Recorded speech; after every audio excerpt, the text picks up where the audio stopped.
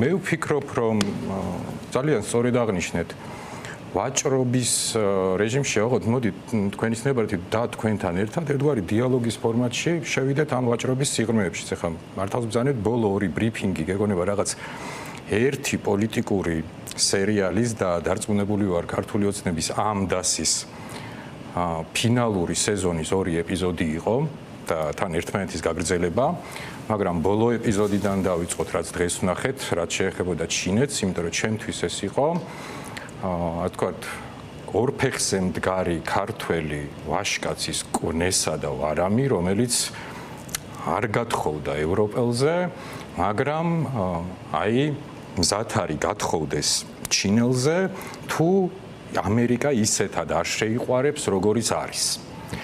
ოღონდ ამ ამერიკას თვითონვე დაშორდა თავისი ისტერიულობი და ეხლა ეუბნება რომ აი ესეთი ისტერიული უნდა შემიყვარო თუ არა და ჩინეთს გავყვებიო. აი თითქოს აი დღეს დღევანდელი ბრიფინგით რაღაც პოლიტიკური სელფიც გადაიღეს ჩინეთთან და პოლიტიკური ინსტაგრამზეც დადეს ესეთი რო არსებობდეს, ოღონდ წარმოიდგინეთ რომ იმ პოლიტიკურ ინსტაგრამზე და ამ ფოტოზე ჩინეთს სახეზე რო ეთყობოდეს, რომ თითქოს არ კითხეს რისთვის გადაიღეს ეს ფოტო. აი დაახლოებით ეგ იმიტომ რომ ჩინელების ბოლო დინებსაც რო არ შეესაბამება ის როლი. ხო, აბსოლუტური ჭეშმარიტებაა, რომ როგორ სახე ხატადაც ჩინეთს ქმნის ოცნება, ეგეც სახე ხატად ჩინეთი არ ქმნის თავის თავს. ზოგადად საკმაოდ ფრთხილი არის ჩინეთი საკუთარ თავზე საუბრისას და საკუთარ პოზიციებზე საუბრისას. რამოდენიმე კვირის წინ სხვა შორის ერთ პოდკასტშიც ვისაუბრე, როდესაც თემა შეეხებოდა რუსეთის ინტერნეტის გათიშვას რუსეთში და მაშინაც თქვი, რომ ეს გამოდის მეთქი, რომ რუსეთის ჩინეთიზაცია ხდება თქო. იმიტომ რუსეთის განსხვავებით ჩინეთისგან ერთ-ერთი უძლიერეს გეოპოლიტიკურ აქტორად რუსეთს ხდიდა თავისი პოლიტიკური აზრის ძალიან ისე ფართოდ ტირაჟირება რუსულენოვან აუდიტორიაში განსაკუთრებით. წარმოიდგინეთ, არა მარტო მთელს მსოფლიოში სხვადასხვა ქვეყნებში სამყაროს დასალიერებში მოიძებნებოდა ადამიანები, რომლებიც გულშემატკივრობდნენ რუსეთს და პუტინს. და ეგეთი არ მოიძებნება ჩინეთზე, უბრალოდ ჩინეთი ამას არ აფორსირებს. იმ შემთხვევაშიც ისინი ჩაიკეტნენ რუნეთში და ჩინეთი რომ ჩაიკეტოს იმ ხელა მისი ეს ეკოსისტემა კულტურული პოლიტიკური ჩინეთი მაქვრივ ისედაც ჩაკეტილი, ანუ როგორი სახეხატიც არ უნდა შექმნა ჯერ ერთი რომ ჩინ არ ამგონია, ძალიან არ ამგონია და ფაქტიც არის რომ ჩინეთმა გაიაროს იმ ჩიხში და დაიწყოს ასე ვთქვათ კუნთების დემონსტრირება იქ, სადაც მართლა სუპერსახელმწიფოს ყეფა ძალიან ახლოს ისმის. და ფართე-შავი ზღვის რეგიონი დღეს ყოველ შემთხვევაში ესეთია. თან აი ცოტა წარმოუდგენელია ხო რომ კავკასიონის ქედს იქით რუსეთია და აი აქეთ სადღაც შუაში ვიწროთ შემოჩოჩდეს, სადაც გვერდით ტრიპია, როდესაც თავისი პრობლემა აქვს ამერიკასთან დაალაგების. რისთვის, რის გამო? ეს პრინციპში კიდევ ერთხელ ვამბობ, ესეც ცალმხრივი ურთიერთობაა ჩინეთთან. ეხლა უბრალოდ ნარატივს ამზადებენ, რომ კიდევ ერთი რაღაც სუპერ სახელმწიფო ყავს პარტნიორი, რუსეთი ვერ შემოაქვს ამ ალტერნატივად. მაგარი გაჭედილი, ხო? სწორი ამას სინამდვილეში ამას აკეთებს, უბრალოდ ბევრმა თქვა და გავიმეოროთ, რომ ჩინელებთან ვითომ ამ ფილტრის უკან რუსეთის ყურები ჩანს ყველასთვის, მაგრამ ეს რამენერად უნდა დაამალონ ახლა მისი აუდიტორიის წინაშე აქ, იმიტომ რუსებთან აი ეგ ქორწინება უკვე ნამეტანი იქნებოდა ვიღაცისთვის. და წარმოიდგინეთ ამერიკელების პოზიციიდან, რომ მე მგონია, რომ საერთოდ რეაქცია არ ექნებათ. არ ამგონია, ეხა მარკო რუბიო, იმიტომ რომ ეს განცხადებაც მახსოვს, ეს გროსმეისტერი ჩამრჩა ეს ფრაზა გუშინ წინდელ ბრიფინგში და ძალიან არ ამგონია, რომ ეხა მარკო რუბიო ჭადრაკის ლიტერატურაში იქექებოდეს და ფიქრობდეს აი ამ რაღაცა ინოვაციურ სვლას რა დაუპირისპიროს. მე მგონია, რომ მან სინამდვილეში ჩვენ უბრალოდ ერთგვარად პოლიტიკური ტერმინებით, ციაიზმებით შეიძლება რთული ახსნებით ვტვირთავთ ძალიან ისეთ ადამიანურად და ესე ვთქვათ საქმოსნურად მარტივ ფაქტს, რომ ტრიპი არის ამერიკული ინიციატივა, რომელიც უნდა გახდეს ეკონომიკური მაგნიტი და იმისთვის რომ ეს ინიციატივა რაღაც ხელშესახებად იქცეს და არ დარჩეს მხოლოდ და მხოლოდ ან პრეზიდენტის განცხადებად, ან ადმინისტრაციის განცხადებად, ან უბრალოდ ფრაზად, სიტყვებად, ნაწერად, იქ უნდა ჩავიდეს ბევრი ხალხი და დაიწყოს საქმის კეთება. და საერთოდ ტრიპი ეს ისტორია მოუყევი კიდევაც ჩვენი ინიციატივის ეკონომიკის შეხვედრაზე და თქვენის ნებართ თქვენს ეთერშიც გავიმეორებ, რომ საერთოდ ტრიპი ჯერ კიდევ მხოლოდ უბრალოდ შიდა წრეებში იცოდნენ, როდესაც რამოდენიმე ესეთი ამერიკული ჯგუფი ბიზნესმენების არ არიან ისინი ძალიან დიდი სახელი და გვარები, არაფერი, უბრალოდ კლასიკური კაპიტალიზმის შვილები არიან, რომელმაც გაიგეს შიდა ინფორმაცია და პირველივე თვითმფრინავით გაფრინდნენ ჩვენს მეზობელ ქვეყანაში. და დაიწყეს მოკვლევა სიტუაციის, რომ აი დაუშვათ თუ მიწის შეძენა მოგვინდა, რომ საწყობი გავაკეთოთ, ეკონომიკური დაზვერვა დაიწყეს. მოკლედ, ამის გაკეთება რო გვინდა, აქ ეს როგორ მუშაობს და პასუხები მიიღეს, რომ კი ბატონო, ოღონდ იცით, აქ ყველაფერი მაინც ზევით თანხმდება. არ არის ეს საუკეთესო გარემო ამერიკელისთვის ბიზნესის საკეთებლად. და კითხვა ისმის, მაშინ სად უნდა წავიდეს ეგეთი ამერიკელი? და პასუხი არის საქართველო. ამ რეგიონში გარემო და ინსტიტუციური მეხსიერება, ეგრეთ წოდებული ლიბერალური წესრიგის და ბიზნესისთვის მისაღები წესრიგის იყო ამ ქვეყანაში. და ცვლილებების შემდეგ ამ ქვეყანამ ეს ამერიკას იქნება თუ ევროპას, აღმოსავლეთს თუ საკუთარ დასავლეთ ცივილიზაციას შეუძლია შესთავაზოს თუ არა 12-24 საათში ნამდვილად. მაგრამ ეხლა ჩვენი წინადადება, უბრალოდ ჩვენი არა.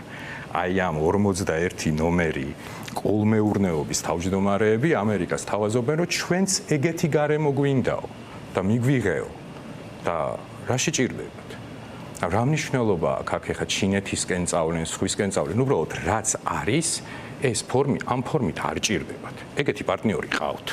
მეორე არაფერ შუაში არ არის.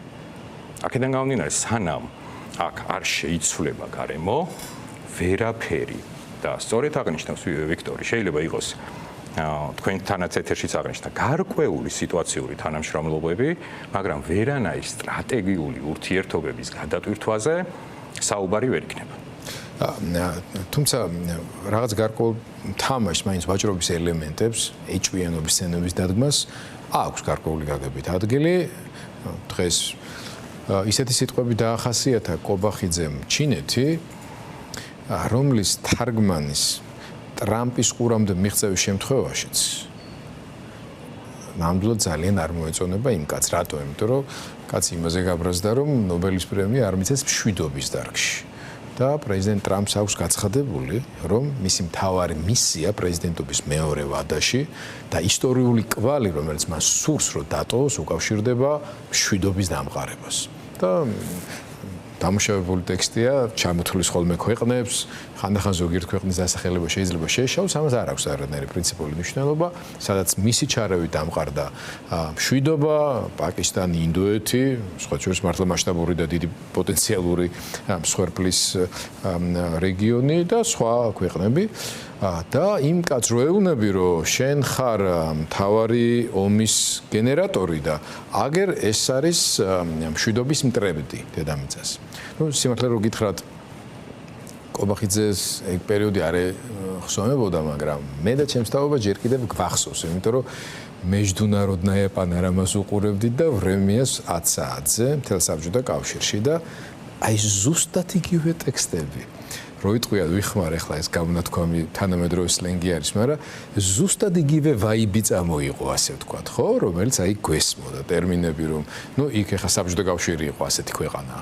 მირუ მირ, ჩემი სახლიდან რო გამოვიდოდი წერეთლის მეტროს თავზე უზარმაზარი პლაკატი იყო, მარტო ჩემთან კი არა, მთელ საბჭოთა კავშირში ასე იყო, მაგრამ ბავშვისთვის იყო ძალიან თვალში მოსახვედრი თავიდან, იმიტომ რომ ეს ორი სიტყვა მირ და მირ ორივე ხო ერთი იყო, მაგრამ აი მირუ მირ ქართულად სხვა შორის ნაკლებად იყო ხოლმე. და ეს ყველაფერი გვახსენებს ჩვენ ზუსტად იმ პერიოდს, მათ შორის პიროვნების კულტის ნაწილშიც. ოღონდ ჩემს დროს ბრეჟნევზე მარტო ანეკდოტები მესმოდა ჩემს ბავშვობასა და ახალგაზრდობაში. ახლა ესენი ბიძინა ივანიშვილზე ანეკდოტების მოყოლას ნამდვილად ვერ გაბედავენ. ამიტომ მინდა შევეხოთ იმ თემას, რა ახსნას მოუძებნიდით ზუსტად აი ამ ბოლო 2 დღის განმავლობაში ასე ინტენსიფიცირებულ, კიდევ ერთხელ გავამეორებ, არამოტივირებული სიხშირით გამეორებულ ქება დიდებას ბიძინა ივანიშვილის ოცნების ლიდერების მხრიდან. ჩემთვის ყოველ შემთხვევაში ბრიფინგზე მე რაც გავიგე და პირიქით დამეხმარება თქვენი შეფასებებიც, ეს იყო ასე ვთქვათ ლაიტმოტივი, ჰარმონია. ეს იყო ბოდიში. ჩემ ვფიქრობ, რომ ეს ქება-დიდება არის ბოდიშის სინონიმი. უბრალოდ ძალიან მოკლეა სიტყვა ბოდიში და თუ ბოდიშს იხდი, უნდა ახსნა რისთვის იხდი. მაგრამ შინაარსობრივად მე მესმოდა კიდევ ერთხელ ჰარმონია რომ დავარქვათ ამ ყველაფერს რაღაცა ბოდიში ლა მინორში.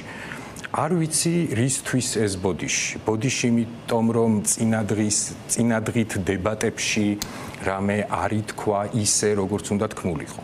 საერთოდ რაღაცა არ ითქვა და უნდა თქმულიყო. ერთიც და მეორეც.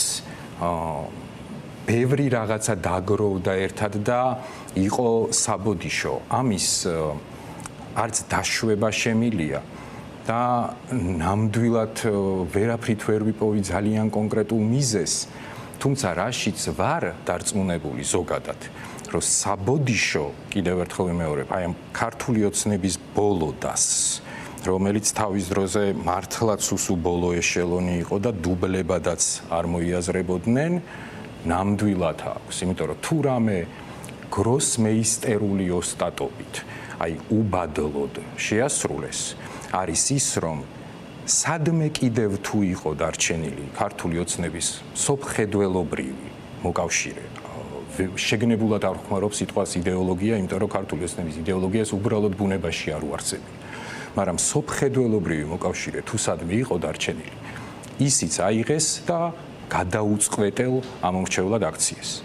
და ამ შემთხვევაში არ ხმარობ საარჩევნო ტერმინ გადაუწყვეტელ ამომრჩეველს, არამედ შინაარსობრივად გადაუწყვეტელ ამომრჩევლად. ამომრჩევლად, რომელიც დიდი სიამოვნებით შემოხაზავს ხვალ ნებისმიერ სხვას, თუ დარწმუნდება, რომ მის პირად სტატუს-კვოს გაუარესება არ ემუქრება. ხვალ ქვებს არ დაუშენენ და არ ეტყვიან, რომ შენ თავჩაქინდრულმა უნდა იცხოვრო შემდეგი 4 წელიწადი. იმის გამო რომ მანამდე ქართულ ოცნებას ხარს უჭერდა. იმის გამო რომ მანამდე საკუთარ სტატუს-კვოს უჭერდი მხარს, რაც აბსოლუტურად ბუნებრივი. აი დარწმუნებული ვარ, რომ თუ საერთოდ რამე სახის მხარდაჭერა დღეს არსებობს ამ პარტიის მიმართ, ეს არ არის მხარდაჭერა, არამედ არის სწორედ ამ სტატუს-კვოს ირგვლივ არსებული შფოთით წახალისებული რეზისტანტულობა ცვლილებების მიმართ. და ეს მართლაც ამ დასმა მოახერხა. პირველ რიგში მოახერხა რა, წარმოიდგინეთ, როდესაც ესე ამ გეოპოლიტიკური გზიდან ესე გადაკრავ რულს, როგორც საჭეს, მომიტევთ.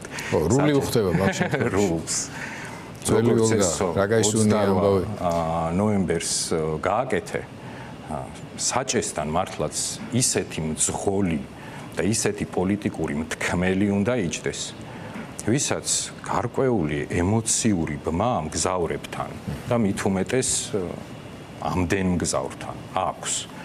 და ეხლა ჩვენს წარმოდგენაში რომ უბრალოდ აი ესე პანორამა გადავატაროთ, კიდევ ერთხელ ვიმეორებ, აი ამ კონკრეტულ შემადგენლობას პარტიის ვის თვალებში დავინახავთ საერთოდ რამე ემოციას, არა თუ ბმას მათ მხარდაჭერებთან, ხო, დავინახავთ მიზანთროპია, სოციოპატია, საშუალო 4 კლასის განათლება, ისა 4 კლასის განათლება, 4 კლასის განათლება, სპორტი, მიზანთროპია. აქ იწყება, აქ მთავრდება. აქედან გამომდინარე, მგონია, რომ დროდადგა რომ აი ამ საერთოდ ყველაფრისთვის მოეხადათ ბოდიში. ეს იყო ბოდიშის პირველი ეპიზოდი. გუშინ. დღეს ვნახეთ ბოდიშის გაგრძელება ეპიზოდი, რომელიც ხო, წესით უნდა ამერიკა შეშფოთდეს ამით, თუმცა კიდევ ერთხელ ამბობ, საერთოდ არ ამგონია, რომ დონალდ ტრამპს ვინმე უთარგმნოს ეს ტექსტი. მე გამიხარდებოდა თუ უთარ. განსაკუთრებით მშვიდობის მყოფელობის ნაწილში. ხულია, ბატონო გიორგი, თქვენს ხო მოусმინეთ ბრიფინგს, აი მოსასმენადაც ხო კოგნიტიური სტრესია, აი ესე უემოციოთ ადამიანს შეეძლოს რაღაცა ტექსტის ჩაკითხვა, მართლა მე თვითონ პირველად განვიცადე, ალბათ რა ემართებათ ხოლმე სკოლაში პედაგოგებს, როდესაც დაფასთან გამოდის ბავშვი და ძალდატანებით დაზეპირებულ დავალებას აბარებს. აი თურმე რა გამძლეობა ჭირდება, იმიტომ რომ ძალიან გინდა რომ ყურადღებით გაყვედა რაღაც ტრიქონებს შორის პოლიტიკური აქცენტები დაიჭირო, მაგრამ შეუძლებელია, იმდენად შეუძლებელია, რომ უბრალოდ გულწრფელად გირჩევნია რომ გაეშვა და იფიქრო რომ ნუ ხო აი ცდილობს რომ ამერიკა აეჭვიანოს. ამერიკა არ იეჭვიანებს, იმიტომ რომ ეჭვიანობა ბუნებრივი არ იქნება, არაფერში არ ჭირდება ისტერიულ ქართულ ოცნებასთან სტრატეგიული ურთიერთობის გადატვირთვა.